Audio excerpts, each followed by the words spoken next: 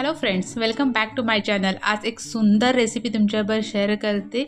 जिरा डोनटची recipe आहे। लहान मुलांपासून मोठ्यांपर्यंत सगळ्यांना आवडेल अशी रेसिपी आहे। मी बनवताना तर नव्या नित्याने खायला सुरुवातच केली होती, कारण का त्यांचा तर खूप फेवरेट असा ही रेसिपी आहे। लहान मुलांच्या टिफिनमध्ये द्यायची असेल, आपल्याला ब्रेकफास्टसाठी करायची असेल, इव्हिनिंग स्नॅक्ससाठी करायची असेल तर झटपट होणारी मस्त अशी रेसिपी आहे। त्यामुळे व्हिडिओ शेवटपर्यंत नक्की बघा। मी इतकी क्रिस्पी ही असते ना, त्याच्यामुळे तुम्हाला मी ओरिजिनल आवाज पण दाखवते ह्याचा, बघा ऐका। करूया आता आपण आपल्या जिरा डोनटला सुरुवात। खूप सुंदर अशी रेसिपी आहे, व्हिडिओ शेवटपर्यंत नक्की बघा। इथे 2 ते 3 टेबलस्पून मी तेल घेतलेलं आहे। तेल छानपैकी गरम करायचं। त्याच्यामध्ये 1 टीस्पून जिरा टाकून घेतलेला आहे। जिरं छानपैकी तडतडलं की जरा तेलावरती परतवून घ्यायचं। आता त्याच्यामध्ये आपण मेजरिंग कपचा 1 कप रवा घ्यायचा। रवा एकदम बारीक असेल तर डायरेक्ट घ्यायचा, जर जरासा जाडसर असेल तर मिक्सरला बारीक करा आणि तो त्याच्यामध्ये यूज करा, म्हणजे पुढची प्रोसेस करायला आपल्याला सोपी पडते। आता रवा छानपैकी आपण तेलावरती परतवून घ्यायचा आहे।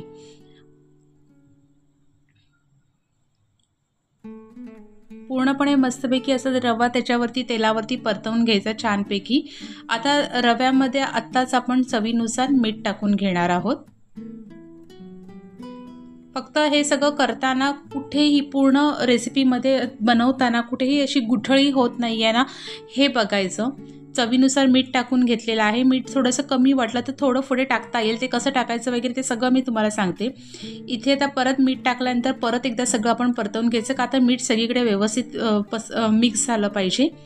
आता आपण त्याच्यामध्ये 1/4 टीस्पून जिरा पावडर टाकून घ्यायची आहे, 1/4 टीस्पून धणा पावडर टाकून घेतलेली आहे, 1/4 टीस्पून चिली फ्लेक्स टाकून घेतलेला आहे। लहान मुलं खाणार असतात त्याच्यामुळे चिली फ्लेक्सचं प्रमाण मी थोडं कमी घेतलेलं आहे। आता परत एकदा सगळं व्यवस्थित असं परतवून घ्यायचं आहे, आपण सगळं मिक्स करून घ्यायचं आहे। आता ह्याच्यामध्ये मेजरिंग कपचे 1.5 कप, 1 कप आधी टाकलं, अर्धा कप आता लगेच पाणी टाकून असं 1.5 कप आपण पाणी टाकायचं आहे। पाणी टाकल्यानंतर परत एकदा मिक्स करायला घ्यायचं। आता इथे आपण कंटिन्यू ढवळायचं आहे ते, कारण का आपल्याला त्याच्यामध्ये कोणतीही गुठळी होऊन द्यायची नाही आहे, मग ती खायला बरोबर लागत नाही। त्याच्यामुळे व्यवस्थित असं मिक्स करून घ्यायचं आहे। आता हे मिक्स करताना तुम्ही आता हे पाण्यामध्ये मिक्स करून झालं की आता आपण इथे थोडीशी त्याची चव बघायची आहे, की ह्याच्यामध्ये आपल्याला कळेल। जसं आता मी इथे आता मध्येच थांबून थोडीशी चव बघून घेतलेली आहे की मीठ कमी वाटतंय का। मला थोडंसं कमी वाटलं म्हणून मी थोडंसं मीठ त्याच्यामध्ये टाकून घेतलं। अशा टायमाला आपण मीठ एक्स्ट्रा जर आपल्याला पाहिजे असेल की कमी वाटत असेल तर टाकून घ्यायचं लगेच। आणि टाकल्यानंतर आता कंटिन्यू आपल्याला ते ढवळत राहायचं आहे। पूर्णपणे अगदी आपला सगळा हा बॅटर आहे तो छानपैकी असं त्याचा गोळा तयार होऊन आपण तो पॅनला असं जसं सोडायला लागेल, भांड्यापासून जरासा असा वेगळा व्हायला सुरुवात होईल तिथपर्यंत आपल्याला ते ढवळून घ्यायचं आहे। फक्त हे ढवळताना असं मध्ये मध्ये व्यवस्थित असं प्रेस करून घ्यायचं, जिथे आपल्याला कुठे गुठळी वाटत असेल तिथे छानपैकी असं प्रेस करून कंटिन्यू ढवळून घ्यायचं आहे। सोपी आणि पटकन होणारी रेसिपी आहे, त्यामुळे टिफिनसाठी सुद्धा झटपट काय बनवायचं असेल ना तर असं बनवू शकता। आणि कोण पाहुणे आले तरीसुद्धा अगदी 2 मिनिटात होऊ शकतं, म्हणजे 2 मिनिटात म्हणजे जसं आपण कांदा पोहे असे पटकन करतो तशाच पद्धतीने हे सुद्धा आपण वेगळा पदार्थ असं काहीतरी पटकन बनवून देऊ शकतो। अशा पद्धतीचा असल्यामुळे हा पण पदार्थ तुम्ही नक्की ट्राय करा। आणि रोहिज किचन 22ला सबस्क्राईब केलं नसेल तर तेही सबस्क्राईब करा। सगळे मेजरमेंट डिस्क्रिप्शनमध्ये आहे, तुम्ही तिथे चेक करू शकता। आता हे बघा, जसं असं ते घट्ट होत चाललेलं आहे तसं ते आता पॅनपासून थोडं थोडं वेगळं होत चाललेलं आहे। पूर्णपणे जर असं व्यवस्थित अजून थोडंसं मिक्स होऊ देत, मग आपण गॅस बंद करून घेऊ। हे बघा, आता जसं आता घट्ट अजून प्रमाण त्याचं व्हायला सुरुवात झालेली आहे तसं ते पूर्ण पॅनपासून आता वेगळं व्हायला सुरुवात झालेली आहे। आपला बॅटर असा खाली चिकटत नाही आहे, पूर्णपणे असा व्यवस्थित पॅनपासून वेगळा होतोय। आता गॅस बंद करून हे आपण साईडला घेतलेलं आहे। आता ह्याच्यामध्ये मी एक बॉईल केलेला बटाटा घेतला आहे आणि तो असा आपण किसून त्याच्यामध्ये टाकून घ्यायचा आहे। इथे तुम्हाला जर एक्स्ट्रा चीज वगैरे टाकायचं असेल तरीसुद्धा टाकू शकता। आता बटाटा टाकल्यानंतर आपण सगळं ते व्यवस्थित असं आधी नुसतं चमच्याने मिक्स करून घेऊया। थोडं गरम होतं म्हणून मी जरा आधी चमच्याने मिक्स करून घेतलं।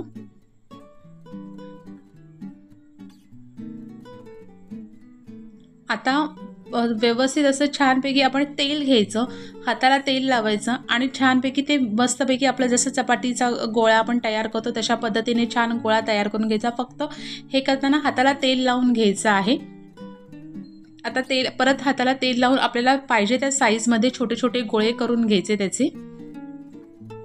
हे बघा मी जसे दाखवते तशा पद्धतीने आपण गोळे करून घेऊया आणि त्याचे थोडेसे प्रेस करायचे आणि मध्ये त्याला असा होल पाडून घ्यायचा डोनटसारखा। तुम्हाला जर पाहिजे असेल तर तुम्ही असा प्लेनसुद्धा नुसता गोळा ठेवू शकता, म्हणजे असं कचोरीसारखा वगैरे पॅटीससारखं असे करू शकता, पण लहान मुलांना असं छान वाटतं खायला जरा वेगळं, म्हणून मी अशा पद्धतीने केलेलं आहे। अशाच पद्धतीने आता आपण बाकीचे सुद्धा सगळे गोळे तयार करून घ्यायचे आहेत। फक्त हे सगळं करताना तेल लावायचं लक्षात ठेवा की मध्ये मध्ये हे तेल लावून घ्यायचं आहे।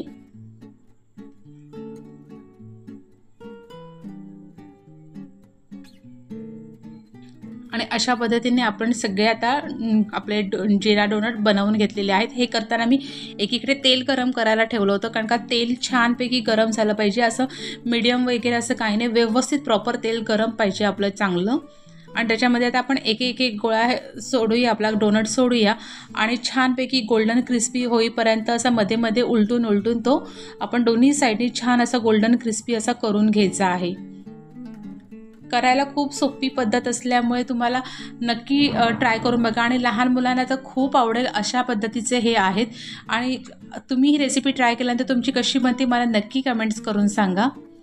हे बघा मध्ये मध्ये असे ते उलटायचे आहेत, म्हणजे दोन्ही साईडनी व्यवस्थित असे शिजले गेले पाहिजेत, म्हणजे छान गोल्डन क्रिस्पी व्हायला पाहिजेत, म्हणून थोडं थोडं मध्येच मध्येच असे ते उलटत राहायचे आहेत। नाही तर एक साईड पूर्ण करून दुसरी साईड करायला गेला तर मग दुसरी साईड आहे ती एकदमच जास्त शिजली जाते, त्याच्यामुळे 2-2 मिनिटांनी असं जर असं इकडे तिकडे हलवायचे आहेत। आणि अशा पद्धतीने आपले छानपैकी बघा जिरा डोनट हे असे मस्त गोल्डन क्रिस्पी एवढे होईपर्यंत आपण ते तळून घ्यायचे आहेत।